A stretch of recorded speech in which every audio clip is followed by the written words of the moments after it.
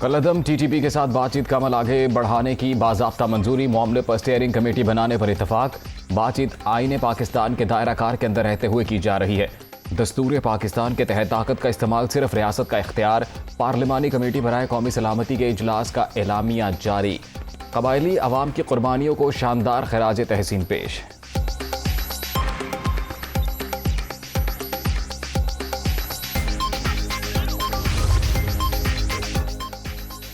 ज़िमनी election का schedule जारी होने के बाद मुफ्त बिजली पैकेज का ऐलान। इलेक्शन कमीशन ने हमजा शहबाज को ज़ाब्ता अखलाक की खिलाफ वर्जी का नोटिस जारी कर दिया।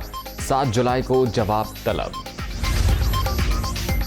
सुप्रीम कोर्ट के फैसले की रोशनी में स्पीकर ने पंजाब असम्बली का इजलास 22 जुलाई की शाम 4 बजे तलब कर लिया। ऐवान के अलावा किसी भी जगह इलेक्शन नहीं करा सकते।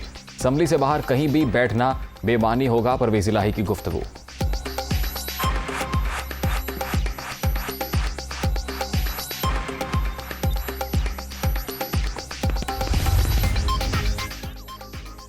वज़ीर आला पंजाब के इंतखाब का मामला। स्पीकर के बाद डिप्टी स्पीकर ने भी ऐवान का इजलास 22 जुलाई को तलब कर लिया। नोटिफिकेशन जारी होने के बाद नया तनाज़ा। हुकूमत की जानिब से स्पीकर के तलब करदा बिजनेस एडवाइजरी कमेटी के इजलास का भी बायकॉट।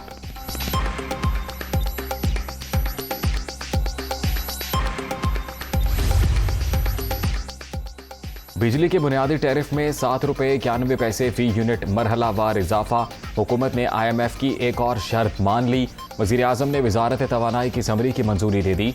1 जुलाई से नर्ख 3.5 रुपये बढ़ चुके। अगस्त और अक्टूबर में भी इजाफा होगा।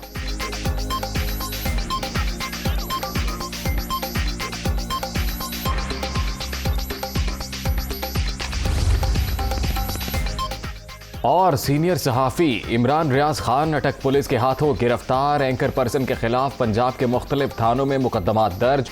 इस्लामाबाद हाई कोर्ट में तौहीन अदालत की दरखास्त पर IG से जवाब तलब।